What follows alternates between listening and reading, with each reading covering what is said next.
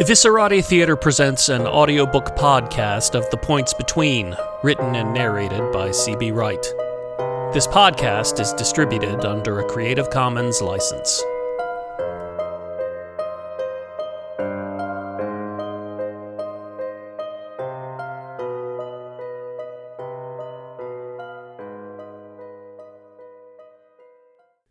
Chapter 19.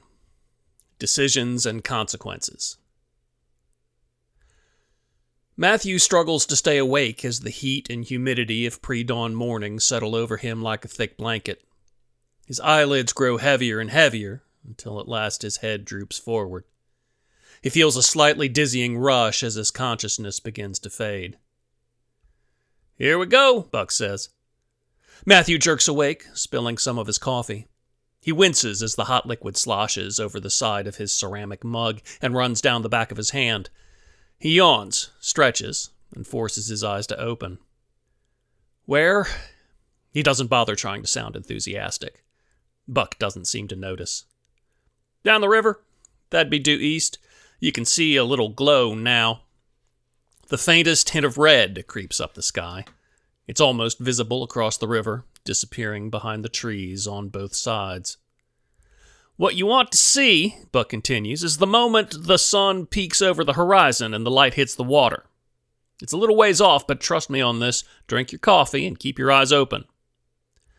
They're sitting in lawn chairs on the gardener's dock.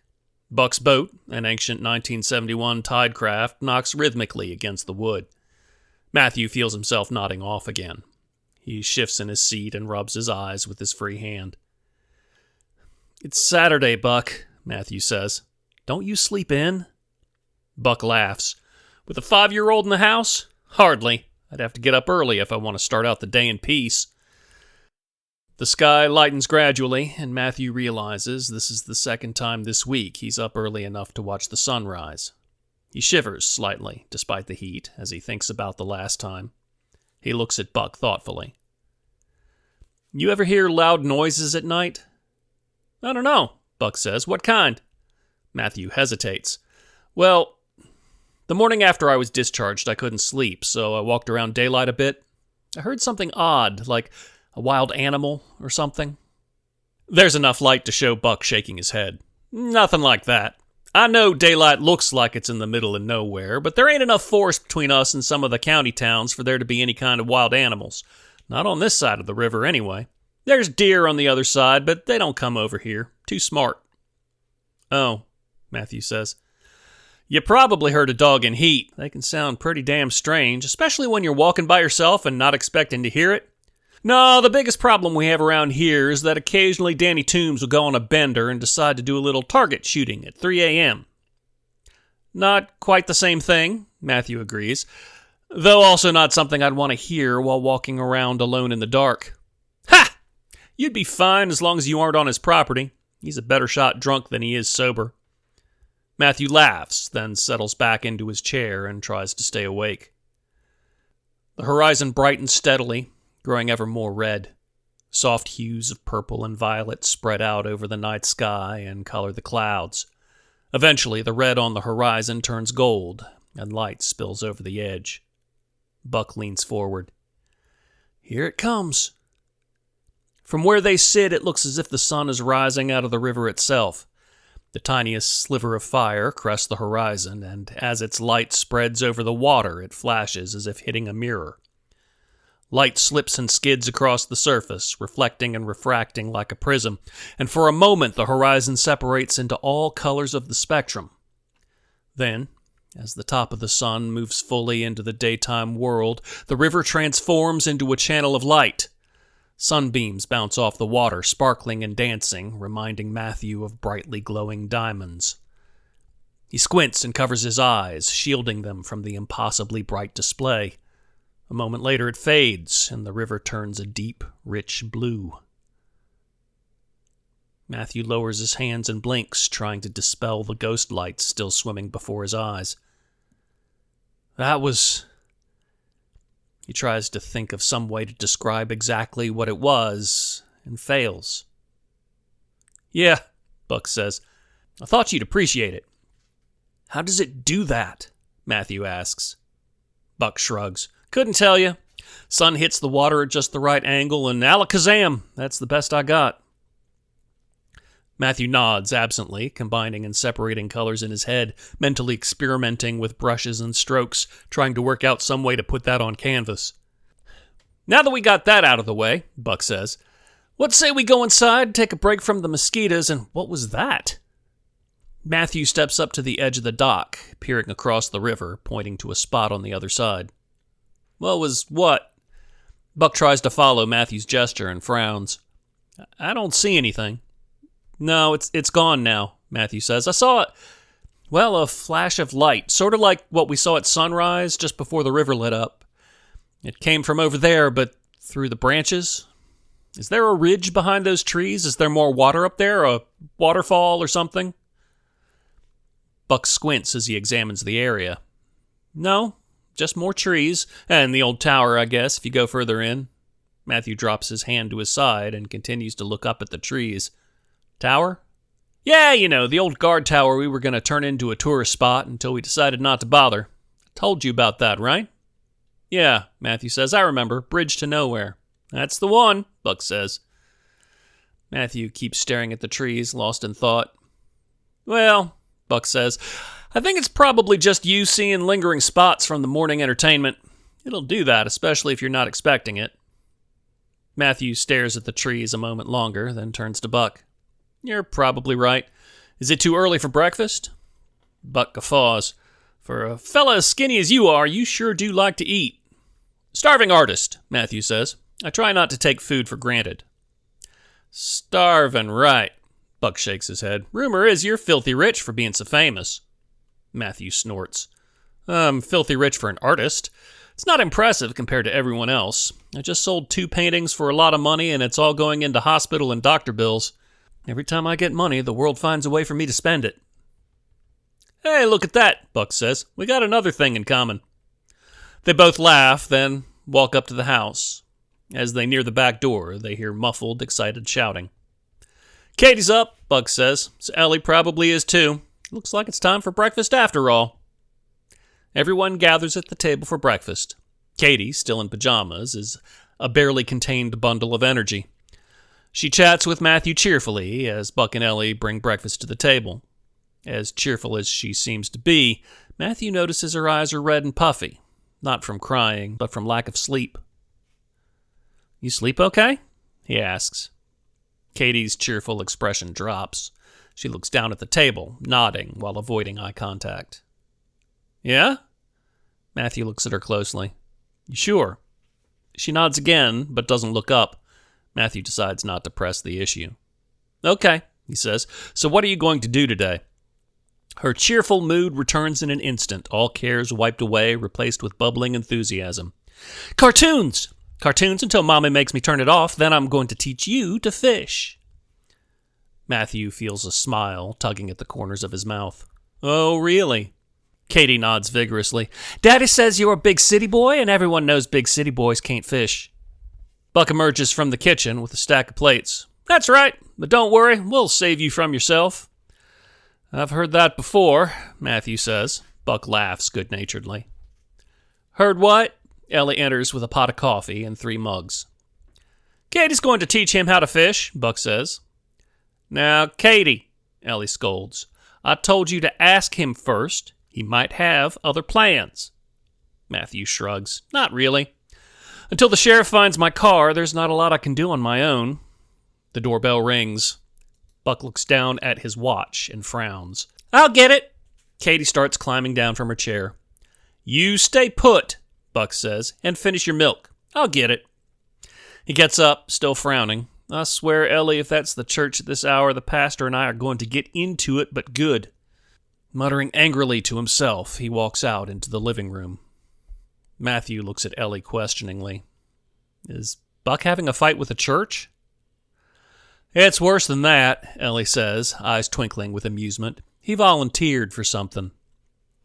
Hey, Matt, Buck calls from the front door. It's for you.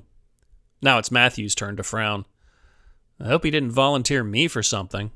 He excuses himself from the table and heads off to see what's going on. Standing just outside the front door is Sheriff Dobbs. "I found your car," Buck says, and claps him on the back as he makes his way back to the dining room. "I'll keep your plate warm." Matthew looks at Sheriff Dobbs uncertainly. "Good morning." "Morning," the sheriff says. "We have indeed found your car. Rather, it found us. Funny story.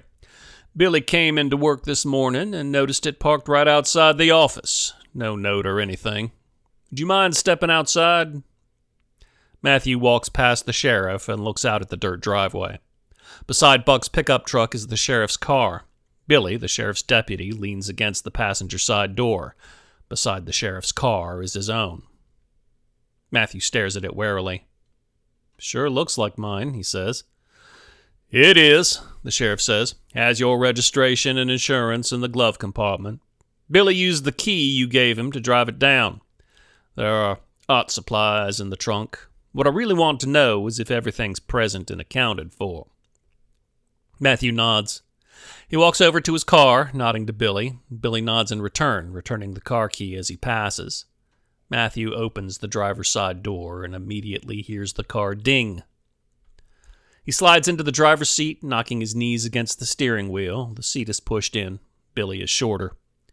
Looking at the dashboard, he sees the empty cell phone cradle and remembers he needs to buy a new phone. He checks the glove compartment and finds it has his registration and insurance information, just as the sheriff described, as well as all the junk he manages to fit in there.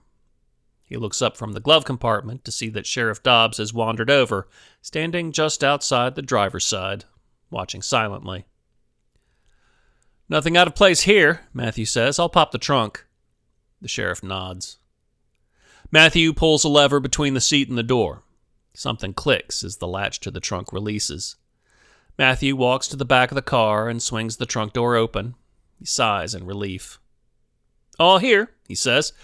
"My luggage and some work stuff." "That'd be the paints," the sheriff says. Matthew nods. "Paints, brushes, a few palettes, canvas, frame. Nothing big, just enough on hand in case inspiration strikes." "I see." The sheriff nods, apparently satisfied. "Well, I'm glad that's taken care of. And I expect, now that you've got your car back, you'll be wanting to get back home." It isn't quite an order, but it's definitely more than an observation. Matthew takes stock of his supplies one last time, closes the trunk, and turns to face the sheriff. "To tell you the truth, I don't know that I'm in any rush." Billy raises an eyebrow. The sheriff, for his part, doesn't even blink. "Billy," the sheriff says, "Mr. Garrett and I are going to take a walk around back and talk a spell. Why don't you stay here in case Mr. Toombs has progressed to day drinking?" Billy nods. The sheriff gestures with one hand, and Matthew follows him around the side of the house. When they are out of view of the road, the sheriff turns to face him. "Buck," the sheriff says, "is a good man. With good intentions. With the best intentions. That said, if you showed him a hornet's nest, his first instinct would be to find a stick so he could poke it. And if he couldn't find a stick, he'd be like as not to use his fist instead." Matthew says nothing. "But he is a good man," the sheriff continues, "and he's a remarkably consistent judge of character." "Consistent," Matthew says. "Consistent," the sheriff repeats. "Not good?" "When Buck takes a liking to someone," the sheriff says, "I can be sure of two things. First, whoever it is basically decent. Second, he'll also be likely to poke a hornet's nest with a stick. This is not a point in your favor, Mr. Garrett, and that is why I am asking you, politely, to leave daylight and not come back." Matthew tries to keep his face just as impassive as the sheriff's. Abel Morris, Marcus White, Andrew Hollis, Eric Brady. Sheriff Dobbs narrows his eyes. "And just what are those names to you?" "I believe Deke would call them examples of the fourth way." The sheriff stares at Matthew for a long time, then sighs, turning away to face the river. "Damn it, Deke. What exactly the hell is going on in daylight, Sheriff? You talk like the stories about the manor house are just stories, but you act like it's more than that. I'm willing to bet you know that one Wednesday a month goes missing, and when it does, the Tuesday and Thursday editions of the newspaper are exactly the same, with only the date changed. And if you've never personally seen people wrapped from head to toe in dirty gray rags walking through your town, I'm positive you've heard about them from people who have. Why do you pretend it doesn't exist? The sheriff's voice sharpens just a touch. Don't think you know my reasons. I don't think that, Matthew says. That's the point. I don't understand any of this. But pretend it isn't happening? I can't do that. Sheriff Dobbs turns back to Matthew. You should try. Matthew starts to reply, but the sheriff cuts him off. Mr. Garrett, if you'd shown up the normal way, I wouldn't think twice about you staying here. If you'd driven up to Sally's in your car and started asking all kinds of crazy questions, well, I'd find that inconvenient, and I'd try to keep my eye on you as much as I could. But that's as far as it would go. Until the day you disappeared into thin air, of course. But you didn't do that, did you? Matthew doesn't answer. No, you didn't do that. I found you collapsed on Bridge Road, soaking wet, and then I found out you'd been up at the Wendell property, and not too long after, the rest of daylight found out as well. I've had better entrances, Matthew admits, and then the next day you collapse in Henry's parking lot, and believe me, everyone in daylight heard about that too. I didn't choose to get sick, Matthew says. You are putting me in a very difficult spot, the sheriff says. I can't force you to leave. Well, let's be honest, I could.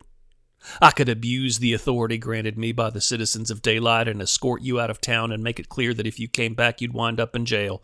I could do it. I could even get away with it, probably. But I hate that kind of behavior in a lawman, and it wouldn't actually quiet anything down. Too many people in town would take your side. Henry likes you. Buck likes you. Sally likes you, though she hasn't done you any favors with her gossip. Deke likes you, apparently, even though based on what he seems to have told you, he has a funny way of showing it. Even I like you, sort of. That's why I want you to go away. Matthew is surprised by the admission and can't think of anything to say. But there are people in this town, the sheriff continues, who very much do not like you, Mr. Garrett. They do not like you at all. And the only reason you haven't met them yet is because I convinced them to leave you alone on the grounds that you were going to go away. Matthew turns to face the sheriff, looking him straight in the eye. Well, I'm not. Sheriff Dobbs returns his gaze, searching for something, then sighs and turns away. You're in over your head. His voice is quiet, almost gentle, almost sad. Maybe, Matthew says, but I'm a pretty good swimmer. Chapter 20. The Painter's Gift. Catie skips and dances her way around the trees, occasionally stopping to crouch and peer intently at the ground, just as quickly laughing and running off in an apparently random direction. Matthew follows her, trying to keep track of their path so they can find their way back. He's not having much success. Where are we going? Matthew asks. Fishing! Catie shouts, laughing merrily as she skips away. She gives no further information. Your mom told me to make sure you didn't get lost, Matthew says, hurrying to catch up. Not lost! Catie skips to the right, dashes behind a tree, laughs again, then peers around the trunk back at him. You're lost. Matthew looks around and sighs. Maybe. Catie grins mischievously. She dashes off, threading between the trees without a care in the world. Matthew shakes his head and then follows, calling for her to wait up. Catie doesn't stop. She hops and dodges and slips away from him, always managing to stay in view long enough for him to follow, then disappearing again. Matthew is caught between frustration and rueful amusement as he plods on, wondering why he agreed to do this in the first place. If I lose track of her, Ellie is going to kill me. A moment later, he rounds a tree and jerks back as the spindly ends of branches rake at his face. The memory of sharp branches momentarily overpowers him. He stumbles, gripping the nearest trunk for support, and the dim light of the forest fades to the remembered darkness of another, more malevolent grove of trees. Imagined branches grip, poke, and tear at him. He's lost in the sensation of feeling lost. A small hand grasps at his own. The feeling passes. The dim light returns, and looking down, he sees Catie staring up at him, eyes wide. "Do you want to go back?" Catie tugs at his hand once, as if to lead him away. Matthew shakes his head, taking a deep, shuddering breath. "I'll be okay." "You don't have to be afraid," Catie says. "This forest isn't bad." "I'm not afraid of this forest," Matthew says. I was remembering another forest. It was like having a bad dream. "Like the baby that stops crying." Catie's voice is somber, her expression grave. Once again, Matthew notices the redness in her eyes and now sees faint dark circles under them. "Yeah," Matthew says, "like that. Did you dream about the tower last night?" Catie nods. "Didn't you?" Matthew shakes his head. "I only dreamed about it once, and I was really sick when I did." Catie sniffs. "You're lucky. I dream it a lot." "Every night?" She shakes her head. "A lot, though." She trembles, sniffs loudly, and looks away. Matthew stares at her helplessly. "Well, you're awake now." She shrugs. "And," he looks around, desperately searching for inspiration, and finds it. "And anyway, you're in a forest where you don't have to be afraid. Somebody told me that." Catie brightens. "I told you that." All her cares seem to fall away as if by magic, and she skips off, singing and kicking up dirt as she dances around a tree trunk. Matthew watches her playing and smiles. She feels completely at ease here, as if she's surrounded by friends and guardians. It's a marked contrast, he thinks, from how she feels when she talks about her dreams. Too bad she can't sleep out here. I bet she'd never have a nightmare surrounded by these trees. He frowns thoughtfully as he considers this. Then he gets an idea. "Catie, I think maybe we should go back to the house." Catie looks crestfallen. "You said you were okay, and I want to teach you to fish." "I know," Matthew says, "and I'm sorry, but I need to get some things out of my car. I've decided I'm going to paint something." Catie's eyes go wide. "What are you going to paint?" "I can't tell you," Matthew says. "Why not?" Matthew smiles. "It's a surprise. I'm painting it for you." Catie gapes, thunderstruck. Then she races off at high speed. "Follow me!" She runs all the way back to the house, laughing. When he reaches the house, the first thing he does is pop the trunk of his car to take stock of his supplies. He's been in the habit of traveling with a small art survival kit for a while now, but he's not always good at keeping it fully stocked. He has enough canvas for an 18-inch painting and a small stretcher that'll work well with that size. He also has rabbit skin glue, which will allow him to seal and prime the canvas. That's a good start. The easel in the trunk isn't his favorite, but it was the one that fit in his trunk best. The bottles of citrus thinner and linseed oil are both new. The palette is in decent shape, but the palette knife has a wobbly handle. He should have thrown it away. The bristle-flat brushes are in fair condition, 1/4 inch, 1 inch, 1/3 of an inch, and 2 1/2-inch. The 4 sable-flat brushes are a mixed bag. The 1/2 inch is in poor shape, but the 1/4 inch is usable, and the 2 small rounds are almost new. He doesn't have a lot of paint, but he thinks there's enough. The large tube of titanium white is half empty, but the smaller tubes of various colors, lamp black, raw umber, cadmium yellow pale, cadmium orange, cadmium red, quinacridone rose, dioxazine violet, French ultramarine blue, viridian green, and cadmium green, are mostly unused. He wishes he had more colors, but decides he can make do. He nods, satisfied. It isn't the most robust set of tools to work with, but it will be enough. As he closes the trunk, the front door swings open, and Buck steps out onto the stoop. "Hey, Buck," Matthew says cheerfully, then stops when he sees the expression on Buck's face. The normally cheerful man is frowning slightly. Not upset, exactly, but definitely confused and possibly a little concerned. Catie says you're going to paint her a picture? Yes, Matthew says. Is that a problem? Buck's frown deepens. I don't know, he says finally. It's never come up before. I mean, it just seems kind of intimate. What? No, I'm not trying to paint a picture of her, not a portrait. I'm painting a picture for her. A surprise. A present. It sounds a lot more awkward now that I'm saying it out loud. Look, Buck, I probably should have talked to you and Ellie about it first. Sorry about that. It was just sort of spur of the moment. I haven't actually painted anything in a while, and I thought a quick project would be good for keeping my skills up. I could start today, have it finished by tomorrow, it'd be dry enough to hang by Wednesday. The concern has eased out of Buck's face, which is good. He's listening thoughtfully. And Catie's interested in art, and she's talented, so I thought it'd be... He fumbles for words. Nice. I thought it would be a nice thing to do. Buck nods slowly. Where would you do it? Just so you know, I don't think Ellie would care for you turning the guest room into a studio. Yeah, I figured. I was hoping I could set up in a corner of your shop. Just a corner. I don't need privacy to work, but I would like a little extra light. Don't need privacy, huh? Buck is starting to sound interested. So we could watch you work? Sure, but I guarantee it will be painfully boring. Matthew grins. A lot of me frowning and dabbing at the canvas. I would like Catie kept away from it until it's finished. I want her to be surprised. Buck's brow furrows in thought. He looks back at the house, then at Matthew, then finally he shrugs. What the hell?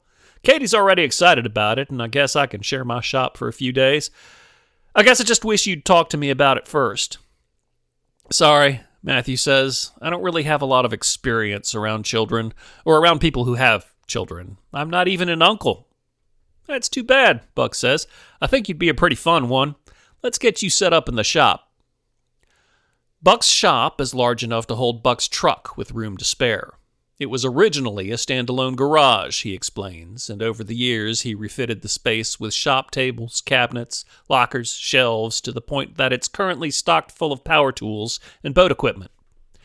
It's well kept and orderly, which makes it a relatively simple matter to mark out the space Matthew needs in the back.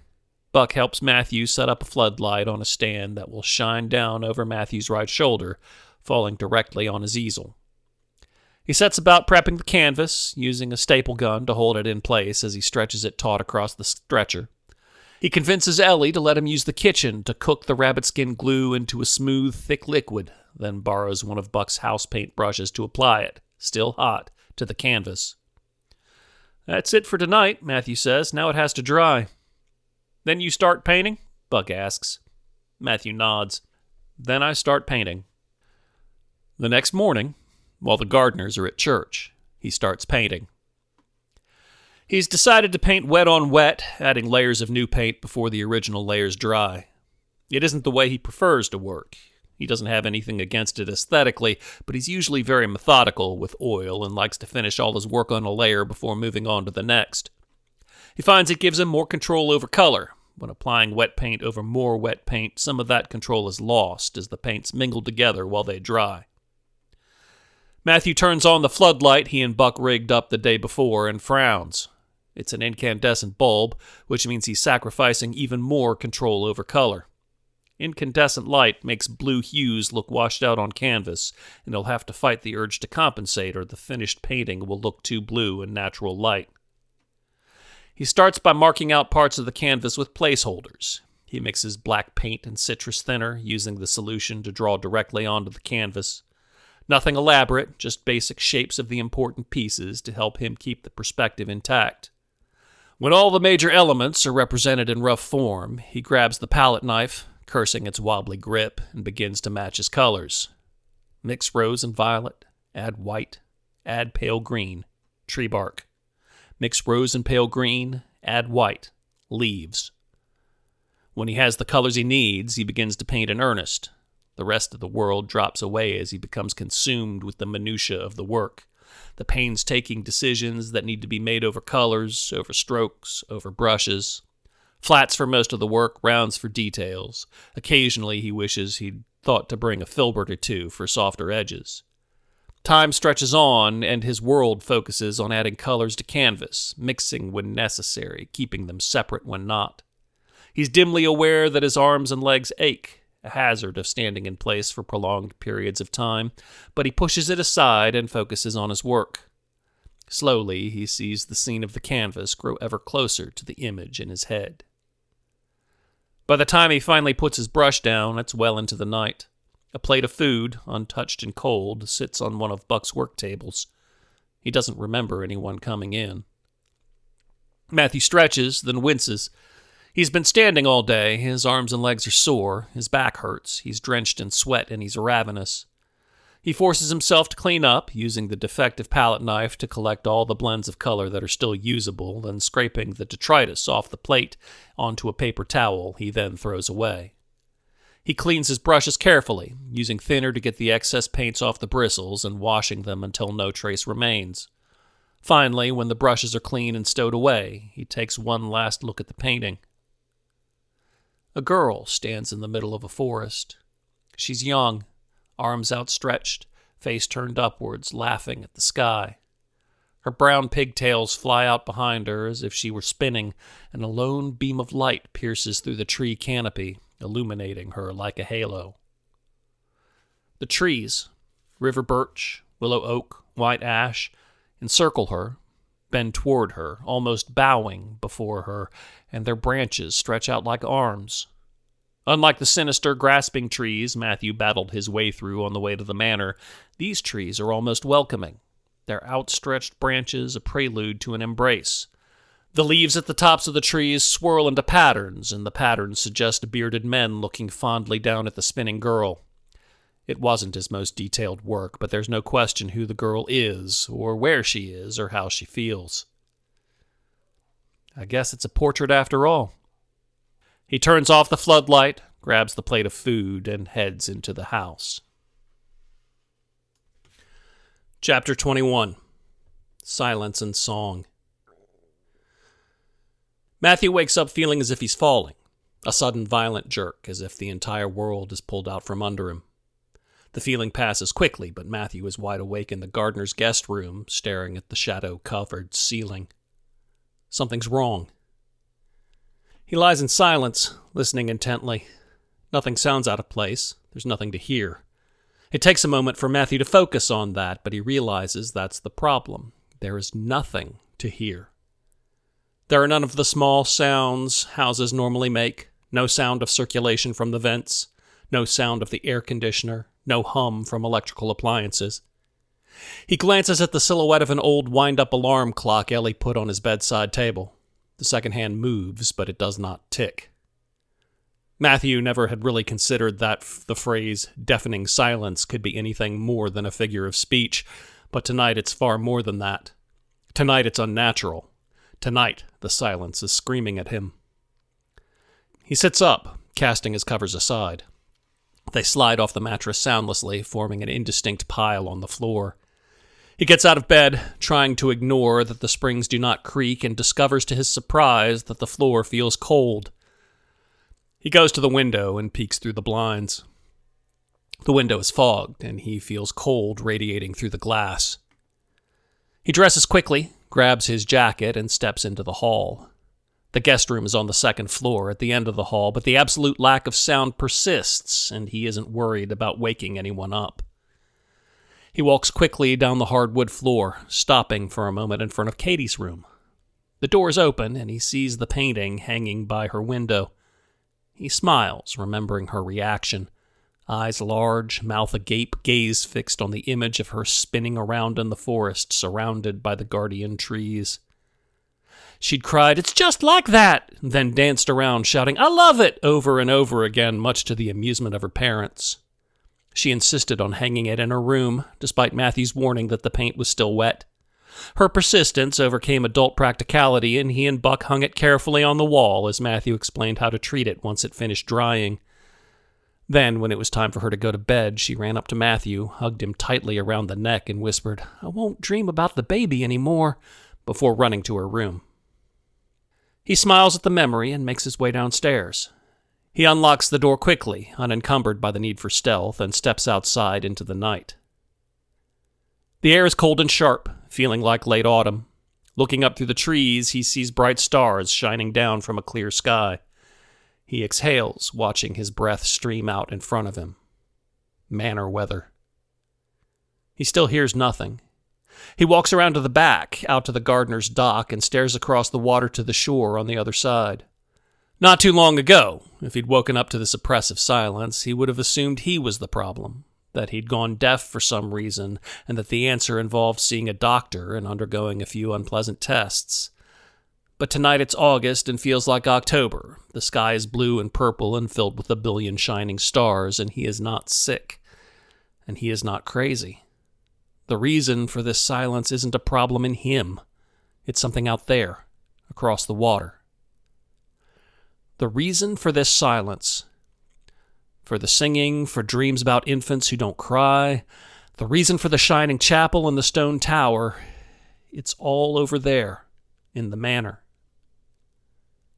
He has to get back to the manor, the right one, not the decaying, rotted place he'd seen during the day, filled with horrible gray things, but the elegant one, the one with the dancing and the music and the indescribably beautiful people who were always laughing, the one with Alice. He's distracted by the memory of dark curly hair and eyes of an indescribable shade of green. Moments later, the memory is gone, and Matthew is sprawled to the ground, trying to figure out why. He curses soundlessly and gingerly picks himself up off the dock. That wasn't an earthquake. Nothing around him has moved. Even the lawn chairs are upright. Whatever happened wasn't physical, yet Matthew feels as if for just an instant the entire universe shifted. Something tickles at the back of his skull. He frowns, shakes his head, then claps his hands over his ears as they begin to itch. The itching grows stronger, more intense, almost unbearable, and behind the itching he hears the faintest hint of sound, a low, oscillating groan that rises in pitch with every new cycle. Initially, it reminds him of whale songs, sliding up and down octaves like a keening sigh, starting with a growl, peaking and receding back into a low rumble. As it grows louder and the itching in his ears subsides, he gets the sense that he's not hearing the sound itself, but an echo of a sound, as if the sound is trying to break through the silence but hasn't fully pierced the veil. He strains to listen, trying to make sense of it. It grows, and just as it crosses the threshold into actual sound, it grows distinct and begins to resemble words. The sound coalesces, combines, sharpens, and finally, as the last of the silence shatters and falls away, he hears the clear, pure sound of a single man's voice singing out into the night. With that sound comes everything else. The wind rustling through trees, water lapping against the shore, crickets chirping, even the sound of his own ragged breath. Silence screams no more. The voice is upriver, toward the bridge. A faint glimmer of light flickers blue. Matthew stands transfixed, listening to the voice as it sings, watching the flickering blue light as it makes its way along the other side of the river.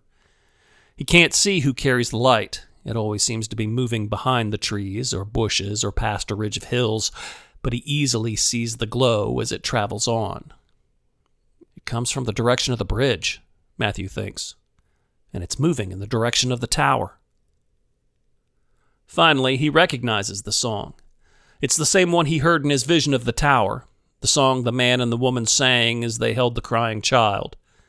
In that vision, the man and the woman were singing together. Now it's a single voice only, and while the words are foreign, the melody is unmistakably the same. Matthew stands on the dock, watching the glow of light as it works its way across the horizon. He grinds his teeth in frustration as it moves past the house, then grows fainter as it moves ever farther away. He glances at Buck's boat, briefly considering using it to get across the river so he can follow, but he can't bring himself to do it. He hasn't known Buck long, but he likes him, and stealing from him seems a poor way to repay his hospitality. He looks on helplessly as the light fades. He toys with the idea of swimming across. If it were the temperature it's supposed to be, he'd be tempted to give it a shot, but it's cold right now, and he doubts he'd make it. All he can do is imagine the journey through the forest. He pictures his own journey, remembering the clearing where he first saw the tower rise out of the ground, the trick of perspective that made the tower seem shorter than it was, and the rock jutting out of the hill, his hiding place where he spied on the man, the woman, and the crying child. And then, to his great astonishment, he's there. One moment he stands on Buck's dock, watching the light disappear into the distance, picturing the tower in his mind. And then, just as he fills in the final detail, he feels a subtle shift, similar to the surge that knocked him over earlier, but smaller in scale. And he's standing on the rock jutting out from the hill, overlooking the entrance to the stone tower. At least, the entrance to a stone tower. This tower is different. It's the same size and shape, but the stone gleams white like marble even in the darkness. Strange symbols are etched into each stone. The grounds are different as well. The grounds around the tower, Matthew remembers, were nothing more than rock and grass, but this tower has a path leading from the forest to the door. The path is lined with torches, all lit, illuminating the valley with flickering light. The tower entrance is an ornate heavy set of double doors, currently closed, framed by great beams of dark wood. Banners hang from each side, red silk embroidered with a silvery pattern that he doesn't recognize, but which feels strangely familiar. The tower has no windows until the very top, where it tapers off into a smaller room with windows on all sides. The windows are open, and light streams out like a lighthouse. This is not the tower from Matthew's vision, but at the same time he feels it must be. He stands on the rock where he hid. That is the valley he saw, even if the tower currently standing in it is different. Well, why not? He's seen 2 versions of the manor house. Why not 2 versions of the tower? He's about to climb down when he hears singing in the distance. He crouches, just as he did before, peering over the edge to gaze below. The voice grows louder, though still distant. Eventually, he sees a blue light fill the valley, softening the orange red of the torches, and then the singer strides into view, walking up the torchlit path. He wears a robe of pure white, his long gray hair tied back into a loose ponytail. Even at this distance, Matthew recognizes him as the man from the chapel. This is Simon, he thinks. He almost says it aloud, stopping himself just as he feels the word form on his lips. This is Simon Wendell, Old Man Simon, the man Alice loves and daylight fears. Simon, surrounded by a cloud of wispy blue light, comes to a stop before the closed tower doors. The trails of light dance and surge around him as he sings, keeping rhythm with the cadence of his voice, twirling and merging into patterns that form, are destroyed and reform with each new verse of the old man's song. Simon raises both hands towards the doors, palms outstretched, and the wisps of light stream toward the doors at his direction. The light swirls and pulses, then seeps into the doors. They open, swiftly and smoothly, without protest. Warm yellow light pours out. Matthew is too high to look inside, but he sees a hint of polished marble tile just beyond the doors. Continuing his song, Simon lowers his hands and confidently steps inside. The blue light swirls around the open doorway for a moment, then follows him in. And just as quickly as the doors open, they close.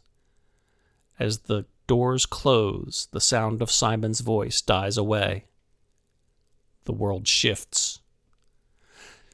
No! It's the first time that night Matthew has spoken aloud. He closes his eyes as pain spasms through him, then opens them to find himself kneeling at the edge of Buck's dock, staring into the river water. The air is hot and humid. The sky is overcast. The stars are gone. He sits up, coughs, and draws his jacket in tight. Despite the summer heat, he feels cold.